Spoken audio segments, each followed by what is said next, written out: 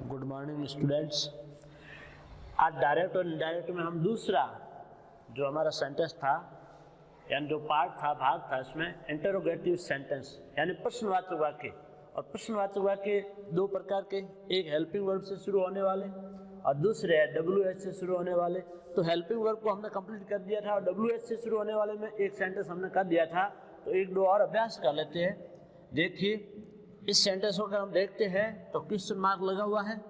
इससे हमें पता लगता है कि ये इंटरोगेटिव सेंटेंस है। लेकिन इंटरोगेटिव सेंटेंस दो प्रकार के, एक हेल्पिंग वर्ब है, एक WH है। तो अगर आप यहाँ पर देखें,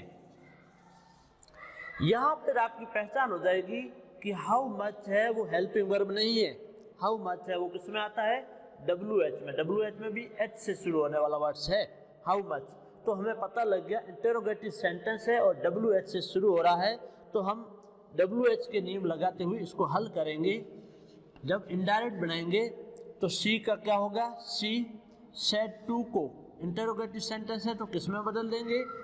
आस्क्ड में। ऑब्जेक्ट जो दे के रखा है वही का वही होगा, उसमें कोई परिवर्तन नहीं। अब यहाँ पे इंटरोगेटिव सेंटेंस में दैट तो कभी लगता नहीं, दैट असर्टिव सेंटेंस में लगता है। अगर ये हेल्पिंग वर्ब से होता तो इफ और वेदर लगाते, लेकिन ये हेल्पिंग वर्ब से नहीं शुरू हो रहा है। ये किससे शुरू हो रहा है? WH से शुरू हो रहा है। तो WH शब्द जो आए उसी को ही हम कनेक्टिव बनाएंगे। हाउ में H बड़ा है, H छोटा हो जाएगा। हाउ के साथ में जब तक हेल्पिंग वर्ब आ जाती है तब तक जो शब्द दिए होते हैं वो WH में ही काउंटिंग की जाती है। How much, how long, how far, how distance, सिर्फ हाउ हो तो हाउ भी, वो सब इसके साथ काउंटिंग की जाएंगे। तो हमने क्या किया, दोनों सेंटेंस को जोड़ने के लिए इसी WH शब्द को ही कनेक्टिव बना दिया। अब इससे आगे इंटरोगेटिव को सेंटेंस को वापस असर्टिव में बदला जाता है। असर्टिव सेंटेंस शुरू किससे होता है? सब्जेक्ट से। देखिए, ये WH वर्ड्स हो गया, ये हेल्पिंग वर्ब है और हेल्पिंग वर्ब के जस्ट बाद है सब्जेक्ट। तो सब्जेक्ट को सबसे पहले लिखेंगे। क्यों? क्योंकि असर्टिव सेंटेंस हमेशा सब्जेक्ट से शुरू होता है। तो यहाँ पे सब्जेक्ट क्या है? यू। कौन सा पर्सन है? सेकंड पर्सन है। बदलेंगे या नहीं? बदलेंगे, क्योंकि सेकंड पर्सन और फर्स्ट पर्सन को बदला जाता है। तो यू सेकंड पर्सन है, किसके अनुसार बदलते हैं? रिपोर्टिंग पार्ट के ऑब्जेक्ट के अनुसार। ऑब्जेक्ट क्या है? हिम। हिम का सब्जेक्ट क्या बनेगा? ही। हिम का सब्जेक्ट क्या बनेगा? ही। इस प्रकार से हमने यू को बदल दिया। अब हम आ जाते हैं टेंस वाली सारणी पे। टेंस वाली सारणी मैंने लिखा है विल और शैल और क्रिया की फर्स्ट फॉर्म आ जाए। तो विल और शैल क्रिया की फर्स्ट फॉर्म आ जाए तो विल शैल को किस में बदलते हैं? वुड और शुड में। तो बदल दिया वुड। और प्री फर्स्ट फॉर्म है तो वुड के साथ भी वर्ब की कौन सी फॉर्म आती है? फर्स्ट फॉर्म में आती है। ये टेंस वाली सारणी में लिखा हुआ है स्पष्ट रूप से। और लास्ट में ऑब्जेक्ट देख रखा है मी। मी कौन सा पर्सन है? फर्स्ट पर्सन है। बदलेंगे बिल्कुल। क्यों?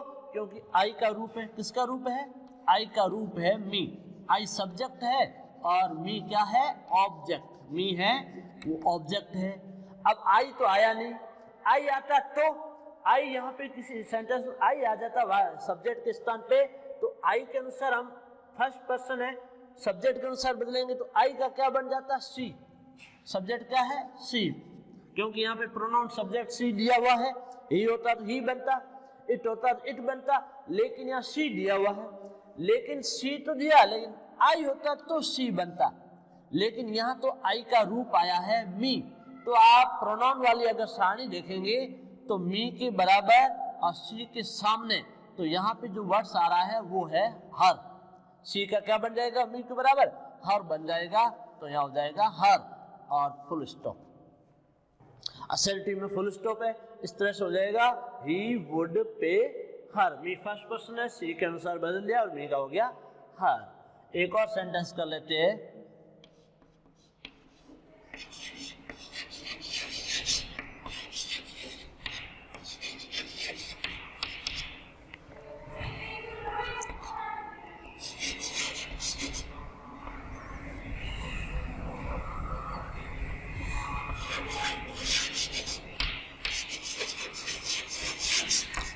Which book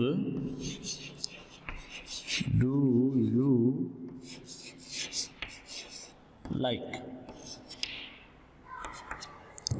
Which book do you like? Interrogative sentence है।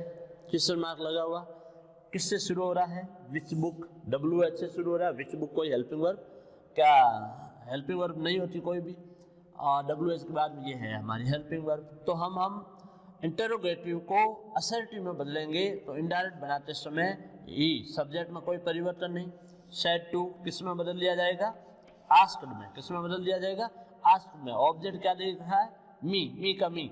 अब रिपोर्टिंग पार्ट को रिपोर्टेड पार्ट से जोड़ने के लिए कनेक्टिव शब्द जो आएगा WH में, तो वही WH शब्द सेम आएगा। अगर WH के साथ में कुछ और लिखा हुआ है, कब तक, जब तक हेल्पिंग वर्ब आ जाती तब तो वो WH ही कहलाएगा। जैसे हाउ मेनी स्टूडेंट्स, तो इस तरह से WH शब्द पूरा, कई विद्यार्थी क्या करते हैं इसको तोड़ देते हैं कि साहब बुक आ गया, WH तो सिर्फ यही वर्ड्स है। अब उनको ये पता नहीं कि हेल्पिंग वर्ब आ जाती तब तक ये WH ही काउंटिंग हो जाएगा। तो यहाँ विच बुक लिखा तो विच बुक ही लिखेंगे पूरा, ये WH शब्द है पूरा। क्यों ये लगाया विच बुक, क्योंकि हेल्पिंग वर्ब होता है तो वहाँ इफ और वेदर लगता है, और असर्टिव में दैट लगता है, और WH से शुरू हो रहा, इंटरोगेटिव हो WH से शुरू हो रहा है तो WH का वापस WH यहाँ कनेक्टिव जोड़ देते हैं, इसमें न तो दैट लगेगा और न इफ और वेदर लगेगा। अब असर्टिव में बदलेंगे तो हेल्पिंग वर्ब को छोड़ करके सब्जेक्ट पे जाओ, सब्जेक्ट क्या है, यू, सेकंड पर्सन है, मी के अनुसार यू का क्या बनेगा, आई, यू सब्जेक्ट है, मी का हमें सब्जेक्ट बनाना पड़ेगा क्योंकि यू सेकंड पर्सन है, ऑब्जेक्ट के अनुसार बदलेंगे, और मी ऑब्जेक्ट आया, मी का सब्जेक्ट बन गया आई। और अब डू डज और क्रिया की फर्स्ट फॉर्म आ जाए तो ये रूल्स 2-3 बार हमने कर भी दिए हैं ऐसे sentence.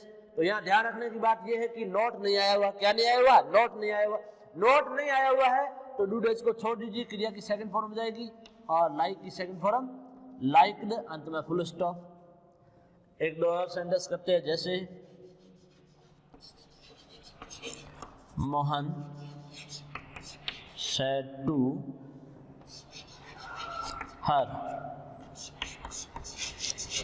how do you do, how do you do।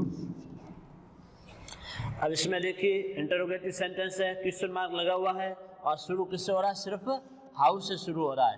तो देखिए मोहन का क्या होगा, मोहन सेड टू को किस में बदल लेंगे, आस्क्ड में, क्यों, इंटरोगेटिव सेंटेंस है, ऑब्जेक्ट क्या है, हर का हर रहेगा। अब ये WH से शुरू हो रहा है तो H छोटा हो जाएगा और WH को ही हम कनेक्टिव बनाएंगे, वही WH वर्ड कनेक्टिव बन जाता है। अब असर्टिव में बदलेंगे तो हेल्पिंग वर्ब को छोड़ के सब्जेक्ट पे जाओ, यू सेकंड पर्सन है, यहाँ ऑब्जेक्ट के अनुसार बदलेंगे, ऑब्जेक्ट हर आया है तो हर का सब्जेक्ट क्या बनेगा, सी, तो यू बदल दिया सी में, क्यों, सेकंड पर्सन है, ऑब्जेक्ट के अनुसार बदलेंगे, ऑब्जेक्ट हर है, हर का सब्जेक्ट बन गया, प्रोनाउन सब्जेक्ट क्या बन गया, सी। और अब यहाँ पे डू डज है और क्रिया की फर्स्ट फॉर्म, यहाँ 2 बार डू आए, कई बार विद्यार्थी कंफ्यूज हो जाते हैं कि सर यहाँ डू आया है, यहाँ भी डू आया, डू हेल्पिंग वर्ब भी होती है, डू मैन वर्ब भी होती है। तो ये डू है वो हेल्पिंग वर्ब है, ये डू क्या है, HV हेल्पिंग वर्ब है, और ये डू क्या है, मैन वर्ब है। यानी डू दोनों काम कर सकते हैं, हेल्पिंग वर्ब का भी कार्य करती है और मैन वर्ब का भी कार्य करती है। तो इसका मतलब ये मैन वर्ब है, और कौन सी फॉर्म है, मैन वर्ब की फर्स्ट फॉर्म है, सेकंड फॉर्म होती है डिड, और थर्ड फॉर्म होती है डन। तो ये क्या है, ये हेल्पिंग वर्ब है। तो यही नियम सेम वापस आ गया, कैसे, डू डज और क्रिया की फर्स्ट फॉर्म, डू डज आ जाए और क्रिया की फर्स्ट फॉर्म आ जाए, वही नियम वापस आया, डू डज आ जाए और क्रिया की फर्स्ट फॉर्म, ये हेल्पिंग वर्ब है डू डज, और ये मैन वर्ब है। तो फर्स्ट फॉर्म आ जाए तो क्या किया जाए, डू डज को हटा दिया जाए और मैन वर्ब की फर्स्ट फॉर्म की कौन सी फॉर्म बना दी जाए, सेकंड फॉर्म बना दी जाती है, तो हो जाएगा डिड एंड फुल स्टॉप, तो हो जाएगा सी डिड। एक और कर लेते हैं,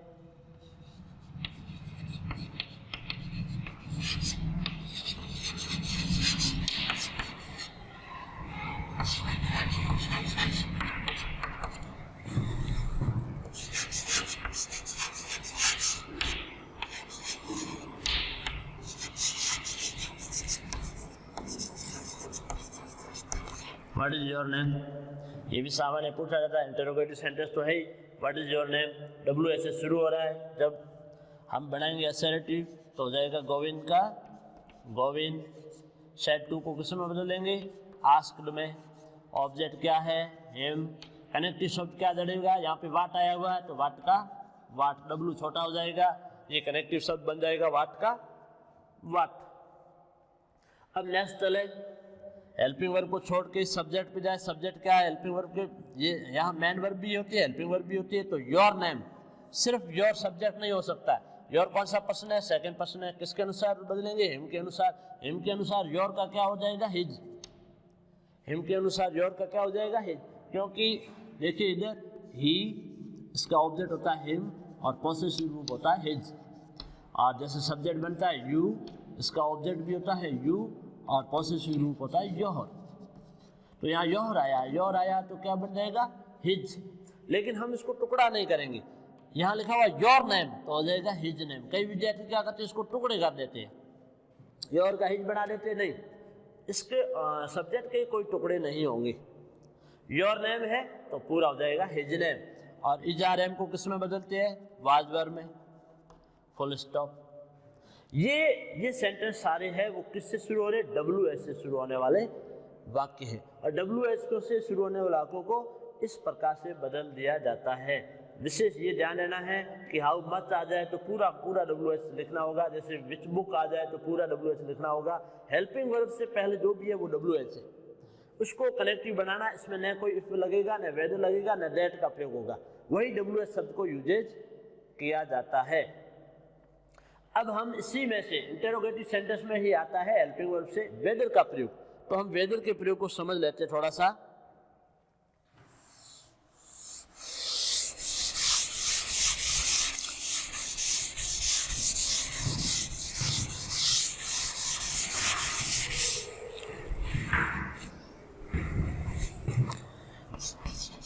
नोट लगा के लिख देते हैं, इसमें नियम विशेष कुछ अलग से है नहीं, इसी में से है।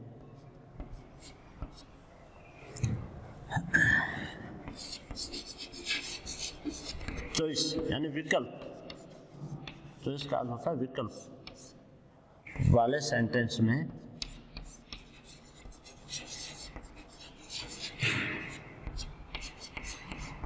मैं इफ का प्रयोग न कर मैं कनेक्टिव के रूप में, कनेक्टिव के रूप में वेदर, कनेक्टिव के रूप में वेदर का प्रयोग ही किया जाता है। वेदर का प्रयोग ही किया जाता है, वेदर का प्रयोग ही किया जाता है, वेदर का ही प्रयोग किया जाता है। इसमें इफ का प्रयोग नहीं होता है, इसमें इफ का प्रयोग नहीं होता है।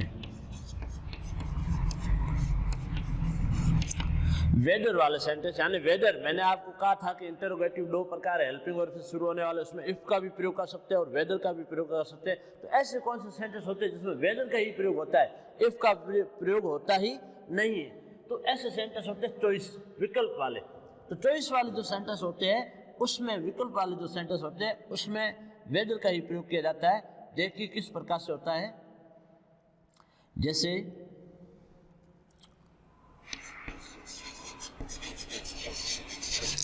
Ramesh said to Mohan, are you coming with me or not? वैसे वेदर का प्रयोग तो हेल्पिंग वर्ब से शुरू होने वाले वाक्य होते हैं उसमें किया जाता है। वेदर का प्रयोग इंटरोगेटिव सेंटेंस में ही किया जाता है, कनेक्टिव के रूप में। तो यहाँ इंटरोगेटिव सेंटेंस है, क्वेश्चन मार्क लगा हुआ, इससे पता लग गया। और शुरू किससे हो रहा है, हेल्पिंग वर्ब से। हेल्पिंग वर्ब से शुरू होता है तो उसमें हम किसका यूजेज करते थे, इफ और वेदर का प्रयोग करते थे। लेकिन ये एक चॉइस वाले सेंटेंस, चॉइस वाले कैसे पता चल गया, Ramesh said to Mohan are you coming with me, और शब्द का प्रयोग हुआ। किसका प्रयोग हुआ, और शब्द का। इसमें विकल्प पूछा गया है कि आप मेरे साथ चल रहे हो या नहीं, तो विकल्प पूछा गया है यस या नो। तो यहाँ इस प्रकार के अगर कोई सेंटेंस आ जाए और नॉट से जुड़ा हुआ हो, शब्द नॉट जुड़ा हुआ हो, साथ में और लगाकर जुड़ा हुआ हो, विकल्प पूछा गया हो, या फिर यूं का चॉइस पूछी गई हो, तो उसमें इफ न लगा करके वेदर का प्रयोग होता है। कैसे, देखिए, जैसे रमेश सेड टू को किस में बदल लेंगे, इंटरोगेटिव सेंटेंस है तो आस्क्ड में बदल जाएगा। ऑब्जेक्ट क्या दे के रखा है, मोहन, तो मोहन का मोहन हो जाएगा। अब हम कनेक्टिव जो लगाते हैं यहाँ पर, ये विशेष ध्यान देने योग्य है कि हेल्पिंग वर्ब से शुरू हो रहा है तो हम इफ और वेदर दोनों ही लगा सकते हैं, लेकिन यहाँ इफ का प्रयोग नहीं हो सकता। यहाँ कनेक्टिव आएगा वो सिर्फ वेदर का ही प्रयोग होगा।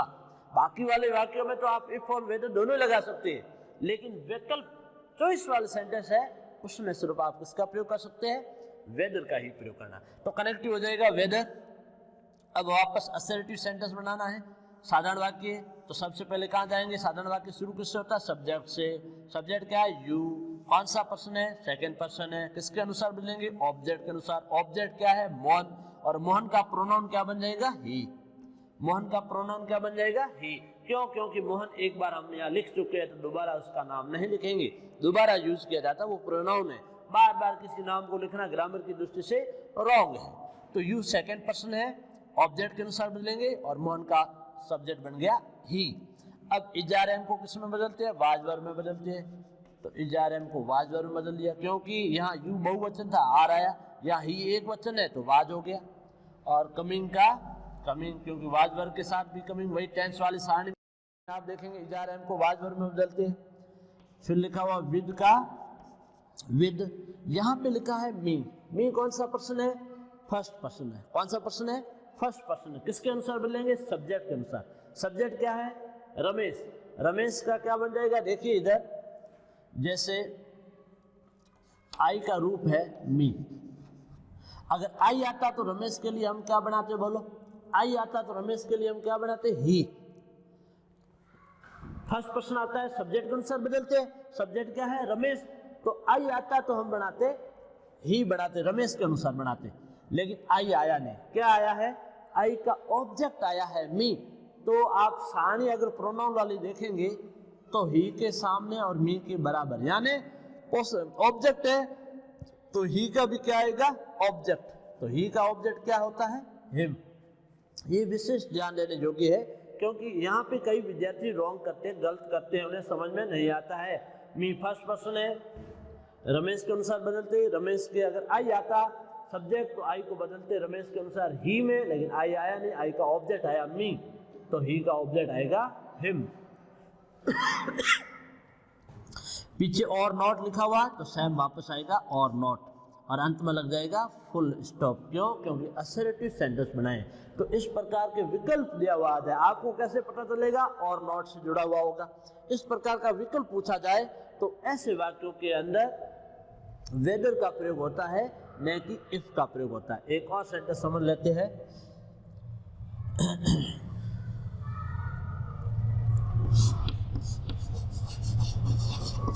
हर्ष said to a boy,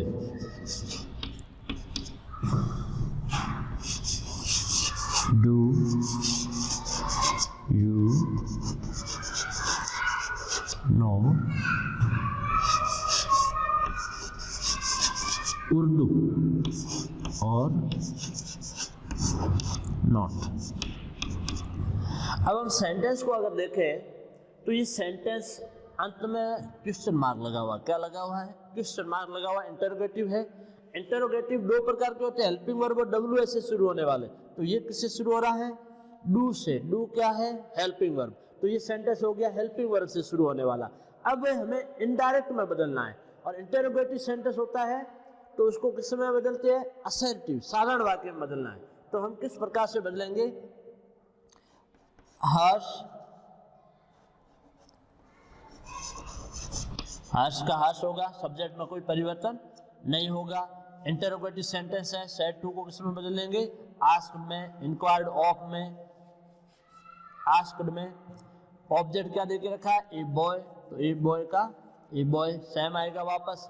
अब यहाँ पे और नॉट आया, क्या आया है, और नॉट आया। और नॉट आया, इसका मतलब क्या पूछा गया है, विकल्प। इसका मतलब क्या पूछा गया है, विकल्प पूछा गया है। और नॉट आते सीधा पता लग जाएगा विकल्प पूछा गया, और नॉट आते इसका मतलब विकल्प पूछा गया। विकल्प पूछने वाले सेंटेंस होते हैं उसमें कनेक्टिव इफ न लग करके क्या लगता है, वेदर का प्रयोग। क्या लगता है, वेदर का प्रयोग। यहाँ पे वेदर का प्रयोग होगा, इफ का नहीं होगा। बाकी वाले वाक्यों में मैंने इफ का प्रयोग करवाया है, क्यों? क्योंकि वो विकल्प वाले क्वेश्चन नहीं थे, उसमें तो आप वेदर भी लगा सकते हो और इफ भी लगा सकते हो, लेकिन विकल्प वालों में सिर्फ वेदर लगेगा, इफ नहीं लगेगा। अब हम इसको असर्टिव में बदलेंगे। तो सबसे पहले हेल्पिंग वर्ब को छोड़ दो, सब्जेक्ट पे जाओ। सब्जेक्ट पे क्यों जा रहे हैं, हेल्पिंग वर्ब क्यों छोड़ रहे हैं? क्योंकि सब्जेक्ट पे इसलिए जा रहे हैं कि ये असर्टिव सेंटेंस बनाना है, साधारण वाक्य बनाना है, तो साधारण वाक्य शुरू होता है सब्जेक्ट से। तो हम सब्जेक्ट पे गए। यू कौन सा पर्सन है, सेकंड पर्सन है। किसके अनुसार बदलेंगे, ऑब्जेक्ट के अनुसार। ऑब्जेक्ट क्या है, ए बॉय। अब ए बॉय के लिए क्या आएगा, बोलो प्रोनाउन क्या बनेगा, ए बॉय के लिए प्रोनाउन बन जाएगा ही। ए बॉय के लिए क्या बनेगा, बॉयज। बॉयज बहुवचन होता तो नहीं बनता, लेकिन ए बॉय है, कितने हैं, एक लड़का है, एक लड़के लिए बन जाएगा ही। फिर एक गर्ल होता तो क्या बनता, सी। तो यहाँ याद रखिए यू सेकंड पर्सन है, ऑब्जेक्ट के अनुसार बदलेंगे। ऑब्जेक्ट ए बॉय है तो उसका प्रोनाउन क्या बन जाएगा, ही। क्योंकि बार बार ए बॉय नहीं लिख सकते, एक बार ए बॉय आ गया है तो दोबारा उसका प्रोनाउन सब्जेक्ट यूज करते हैं। और सब्जेक्ट क्यों यूज करते हैं, यू यहाँ पे सब्जेक्ट है इसलिए यहाँ पे प्रोनाउन सब्जेक्ट हो जाएगा, और ऑब्जेक्ट के अनुसार बदलना है यू को। अब वापस टेंस वाली सारणी में देखें, डू डज आ जाए और क्रिया की फर्स्ट फॉर्म आ जाए, डू डज आ जाए और क्रिया की फर्स्ट फॉर्म आ जाए, ये काफी बार अपने हल की है। अगर नॉट हो तो डू डज का क्या बन जाता, डिड। लेकिन नॉट इसमें दिया हुआ नहीं है तो डू डज को हटा दो और क्रिया की सेकंड फॉर्म, और नो की सेकंड फॉर्म क्या होगी, न्यू हो जाएगा, न्यू। और उर्दू का उर्दू, और नॉट लिखा हुआ है तो और नॉट। असर्टिव सेंटेंस है तो क्या लग जाएगा, फुल स्टॉप। तो इस प्रकार से ये इंटरोगेटिव सेंटेंस कोई ज्यादा हार्ड नहीं है, सिंपल है। WH का प्रयोग किस प्रकार से होता है, हेल्पिंग वर्ब वाले पहले समझ लिए, और अब हमने समझे है कि वेदर का प्रयोग, स्पेशल वाक्य होते हैं जहाँ सिर्फ वेदर का ही प्रयोग होता है, वो होते हैं विकल्प वाले, चॉइस वाले सेंटेंस जिसमें सिर्फ वेदर का ही प्रयोग होता है। अब हमने इंटरोगेटिव सेंटेंस यानी डायरेक्ट और इनडायरेक्ट के दो भाग समझ लिए। कौन से दो रूल्स में, एक असर्टिव सेंटेंस के नियम सारे समझ लिए, और दूसरा है हमारा इंटरोगेटिव। कितने प्रकार के, दो प्रकार के, एक हेल्पिंग वर्ब से शुरू होने वाला, दूसरा WH। इसके भी हमें उन्हें उदाहरण अच्छी तरह से समझ लिए। अब तीसरा प्रकार आता है इंपेरेटिव सेंटेंस। तीसरा प्रकार कौन सा है, इंपेरेटिव सेंटेंस। हेडिंग लगा देते हैं, इसके सेंटेंस नेक्स्ट वीडियो में करेंगे। वो 4 प्रकार के होते हैं इंपेरेटिव। कितने प्रकार के होते हैं, 4 प्रकार के। तो उसको थोड़ा समझ लेते हैं 4 प्रकार के कौन से होते हैं। वैसे पहले लिखवा चुका हूं ये चीजें। तो इसमें तीसरा पार्ट, कौन सा पार्ट है ये, तीसरा पार्ट हो जाएगा, जिसको बोलेंगे इंपेरेटिव सेंटेंस। इंपेरेटिव सेंटेंस यानी आज्ञात्मक वाक्य। आज्ञात्मक वाक्य। आज्ञात्मक वाक्य, इंपेरेटिव वाक्य कितने प्रकार के होते हैं, 4 प्रकार के। पहला कौन सा है, वर्ब की फर्स्ट फॉर्म से शुरू होने वाला। वर्ब की फर्स्ट फॉर्म से शुरू होने वाला या होने वाले, वर्ब की फर्स्ट फॉर्म से शुरू होने वाले वाक्य। नंबर 2, डू नॉट से शुरू होने वाले, डू नॉट से शुरू होने वाले। तीसरा नंबर 3, प्लीज व काइंडली, प्लीज व काइंडली, प्लीज और काइंडली से शुरू होने वाले वाक्य। नंबर 4, लेट से शुरू होने वाले वाक्य, लेट से शुरू होने वाले वाक्य। अब लेट से भी शुरू होने वाले वाक्य 2 प्रकार के होते हैं। कौन से 2 प्रकार, नंबर 1 पहला है प्रस्ताव, ये पहले एक बार समझा चुका हूं, और दूसरा है अनुमति। दूसरा है अनुमति। प्रस्ताव, सजेस्टेड, सुझाव या प्रपोज्ड, सजेस्टेड या प्रपोज्ड। ये प्रस्ताव, अनुमति परमिशन, ये परमिशन। पता कैसे चलेगा? लेट के बाद में अस, लेट के बाद में अस या लेट्स लिखा हुआ हो, ये पता लग जाएगा। परमिशन वाले सेंटेंस कैसे पता चल जाएगा? परमिशन में लेट के बाद में मी आ सकता है, मी नहीं हो तो हिम, हर, देम, ईटीसी और भी आ सकता है, दुनिया का कोई भी ऑब्जेक्ट आ जाए। तो इससे हमें पता लग जाएगा इंपेरेटिव सेंटेंस आज्ञात्मक वाक्य 4 प्रकार के होते हैं। नंबर 1, वर्ब की फर्स्ट फॉर्म से शुरू होने वाले, यानी क्रिया से शुरू होने वाले। सेकंड फॉर्म और थर्ड फॉर्म से शुरू होता नहीं वाक्य, वर्ब की फर्स्ट फॉर्म से शुरू होता है, अंत में फुल स्टॉप लगता है। ऐसे वाक्य होते हैं, वो इंपेरेटिव होते हैं। नंबर 1। दूसरे वाक्य डू नॉट से शुरू होने वाले। अब डू नॉट हेल्पिंग वर्ब भी, डू हेल्पिंग वर्ब भी होती है।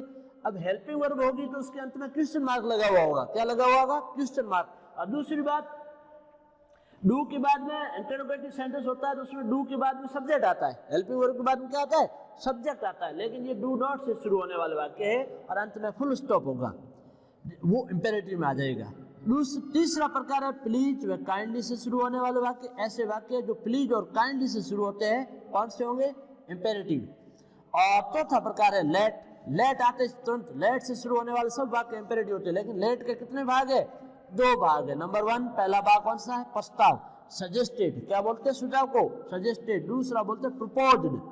और इस प्रकार के जो वाक्य होते हैं वो लेट के बाद में क्या आता है? अस। ये विशेष याद रखें कि लेट के बाद में अगर एक शब्द याद रखना है अस, इसको अगर दोनों को साथ में जोड़ देते तो बनता है लेट्स। ये भी लेट अस है, लेकिन क्या है? साथ में जोड़ा। कैसे जोड़ा? जैसे डू नॉट, ये 2 शब्द है, डू और नॉट। अब हम इसको अगर जोड़ देते हैं तो ये शब्द क्या बनेगा? डोंट। क्या बन जाएगा? डोंट। इसी प्रकार से लेट और अस 2 शब्द है, लेकिन इसको लेट के साथ में अगर जोड़ दिया जाए अस को तो इस तरह से जुड़ जाएगा लेट्स। एपोस्ट्रोफी लग करके जुड़ता है। जैसे डू नॉट में एपोस्ट्रोफी लग गया ओ की जगह, जो शब्द लुप्त होता है उसकी जगह एपोस्ट्रोफी लगा करके इस तरह लेट्स। ये भी लेट अस है, अगर खोल दिया जाए तो वापस ऐसा ही बनेगा। तो लेट के बाद में अस आ जाए वो सेंटेंस होंगे प्रस्ताव वाले। और लेट के बाद में अस को छोड़ करके दूसरा कोई भी ऑब्जेक्ट आ जाए, मी आ जाए, हिम आ जाए, हर आ जाए, देम आ जाए या अदर कोई भी नाउन आ जाए, ऑब्जेक्ट आ जाए, तो उसमें क्या बन जाएगा? अनुमति वाला सेंटेंस हो जाएंगे, वो अनुमति वाला सेंटेंस है। तो हम अब इसमें से अलग चारों को समझेंगे। तो सबसे पहले कौन सा समझेंगे? वर्ब की फर्स्ट फॉर्म से शुरू होने वाले वाक्य, और ये समझेंगे हम नेक्स्ट वीडियो में। थैंक्स।